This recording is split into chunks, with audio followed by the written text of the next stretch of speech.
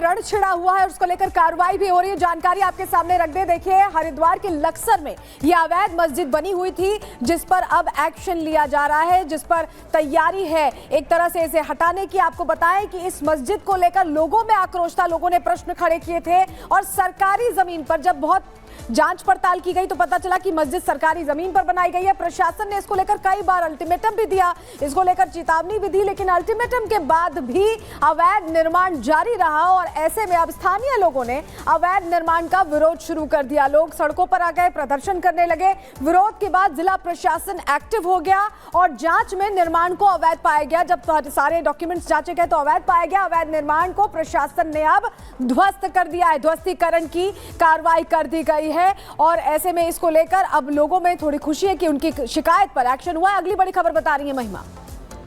चलिए खबरों में आगे बढ़ते हैं, बात करेंगे उत्तराखंड की, क्योंकि उत्तराखंड में अब दंगाइयों पर हंटर चलेगा। उत्तराखंड के मुख्यमंत्री पुष्कर सिंह धामी की तरफ से पहले ही ऐलान किया गया था। अब आपको बड़ी खबर के तौर पर बता रहे कि दंगा रोधी कानून को मंजूरी मिल चुकी है, राज्यपाल से मंजूरी मिली है और जो लोग दंगा करेंगे या फिर निजी या सरकारी संपत्ति को नुकसान पहुंचाने की कोशिश करेंगे उन पर कड़ी कार्रवाई की जाएगी। सरकारी निजी संपत्ति के नुकसान की वसूली वही लोग करेंगे। अब जो लोग नुकसान पहुंचाने की कोशिश करेंगे, जुर्माना, दंगा नियंत्रण में आने वाले खर्च की भी वसूली की जाएगी। ये इस वक्त आपको बड़ी खबर बता रहे हैं उत्तराखंड से, यानी कि पहाड़ पर अगर दंगाई नुकसान करने की कोशिश करेंगे सरकारी और निजी संपत्ति पर, तो अब उन पर बड़ी कार्रवाई करने के लिए सरकार ने फैसला किया।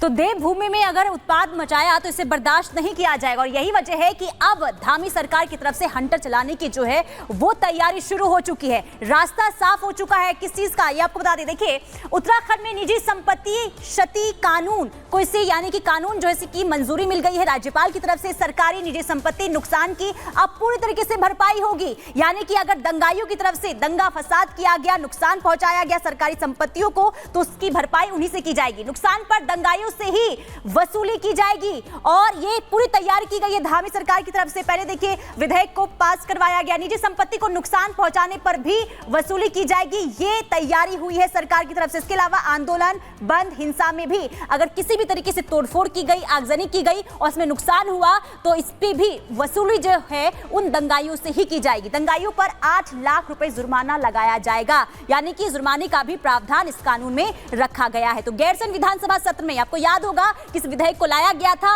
और इसके बाद लंबी बहस हुई थी। इसके बाद आज राज्यपाल से मंजूरी मिल गई है, यानी कि इस कानून को लेकर रास्ता जो है वो साफ हो चुका है। कुल मिलाकर अब दंगाई जो अगर करेंगे, यानी कि दंगा फसाद अगर देवभूमि में किया जाएगा तो उन पर अब पूरी तरीके से कार्रवाई करने की तैयारी सरकार की तरफ से हो चुकी है।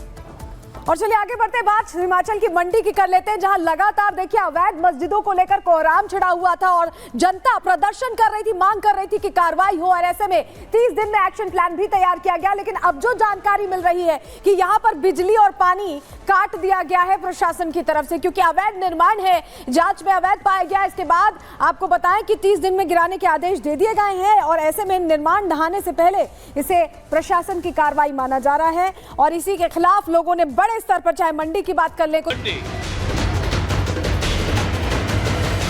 कहीं लगे नफरती नारे,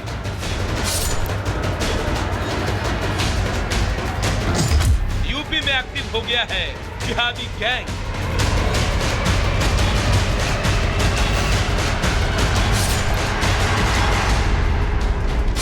ये सवाल आज इसलिए भी जरूरी है क्योंकि धार्मिक जुलूस की आड़ में जिस तरह से यूपी में दंगा भड़काने की साजिश रची गई वो कोई आम बात नहीं है। सबसे पहले आप इन 2 तस्वीरों को देखिए। पहली तस्वीर उत्तर प्रदेश की राजधानी लखनऊ की है और दूसरी तस्वीर यूपी के सोनभद्र की। लेकिन इन दोनों तस्वीरों में जो सबसे कॉमन बात है वो ये है कि जगह अलग अलग है लेकिन टारगेट सिर्फ और सिर्फ हिंदू है। अब आप सोनभद्र जिले के बीजपुर से आई इन तस्वीरों को देखिए और सुनिए कि कैसे मजहबी नारे लगाए जा रहे हैं। सिर तन से जुदा के नारे लगाकर हिंदुओं को खुलेआम धमकी दी जा रही है।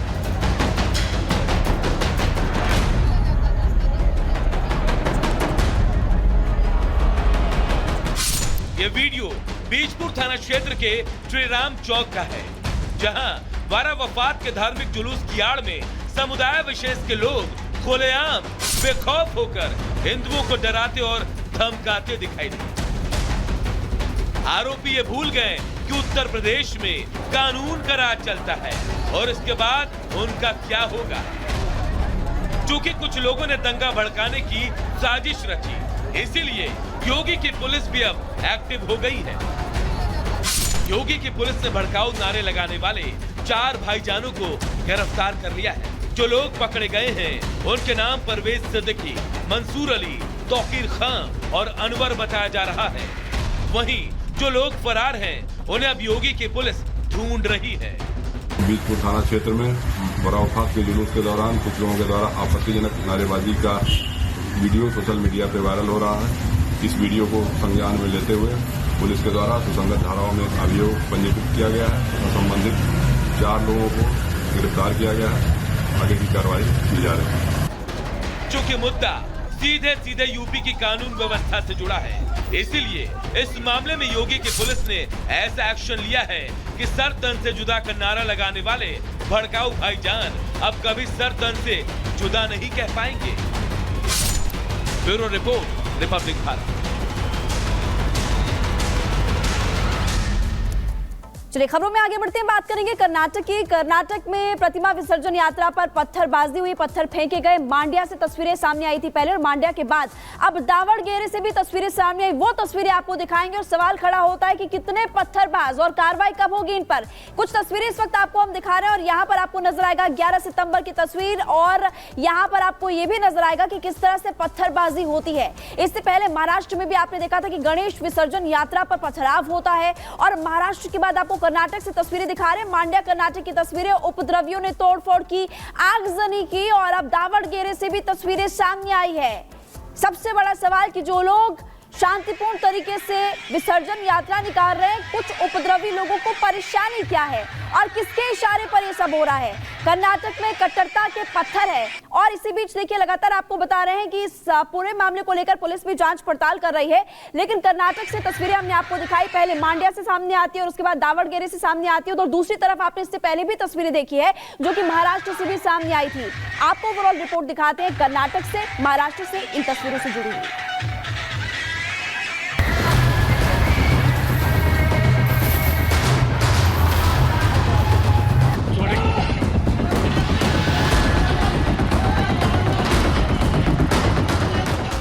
शहर शहर पत्थर, देश में कितने कट्टर।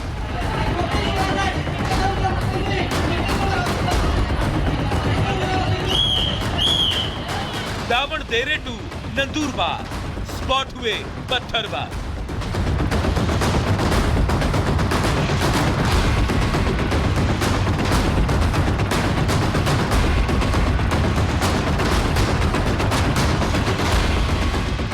देश में बीते 7 सितंबर के बाद कोई ऐसा दिन नहीं गुजरा जब पत्थरबाजों ने हिंदू श्रद्धालुओं पर नफरती पत्थर नहीं बरसे।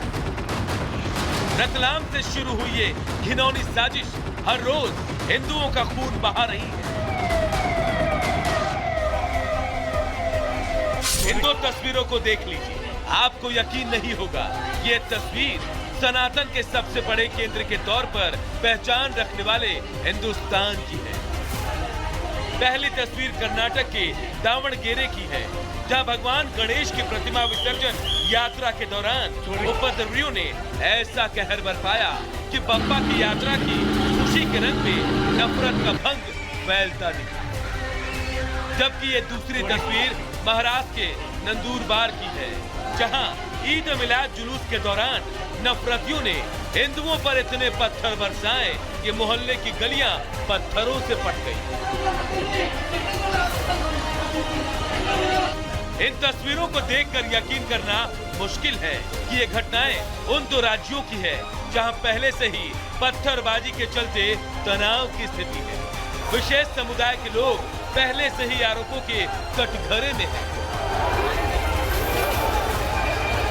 दावणगेरे से आ रही तस्वीरों को देखकर तो यकीन करना मुश्किल है कि आखिर जब हर साल तय रूट से इस साल भी पुलिस की मौजूदगी में गणेश विसर्जन यात्रा का जुलूस निकाला जा रहा था, तो आखिरकार किसके इशारे पर यात्रा रूट में विशेष समुदाय के लोग इकट्ठे हुए और पुलिस की मौजूदगी में श्रद्धालुओं पर पत्थर बरसाए गए। इस घटना के बाद खुद दावणगेरे के पुलिस कप्तान ने माना है कि गणेश विसर्जन का कार्यक्रम तय था, सब कुछ ठीक चल रहा था, लेकिन जैसे ही जुलूस चामराजपेट सर्कल पहुंचा, श्रद्धालुओं पर पत्थरबाजी शुरू हो गई, जो यहाँ करीब 2-3 मिनट तक जारी रही।